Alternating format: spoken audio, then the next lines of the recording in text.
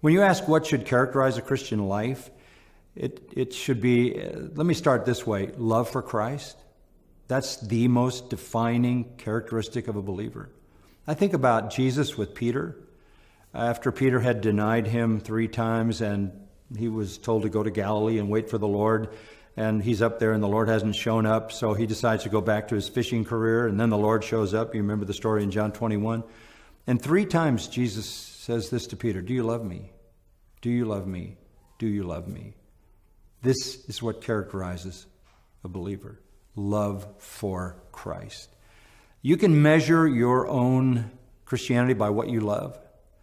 John looks at it from the other side, the negative side. Love not the world, neither the things that are in the world. If any man loves the world, the love of the Father is not in him. Really, love is the defining thing, and it's love for Christ. Do you love him enough to worship him with the whole heart? Do you love him enough to serve him with your whole life? Do you love him enough to walk circumspectly and wisely and righteously, and to avoid sin, and to avoid the places and the experiences of temptation whenever you can? How much do you love Christ? That's the bottom line question. All of our spiritual lives are a reflection of the level of our devotion to Christ. So when we talk about what it means to live a Christian life, we're talking about an increased love for Christ. That should be the mark of a believer. I always say that to people. I can tell who's a true believer because they love Christ beyond all other things. Secondly, how do you get that love for Christ? It comes from seeing Christ. Now, I've spent 25 years of my preaching ministry going through Matthew, Mark, Luke, and John. That's Jesus every week. 25 years of that. Another 25 years writing commentaries on those same books.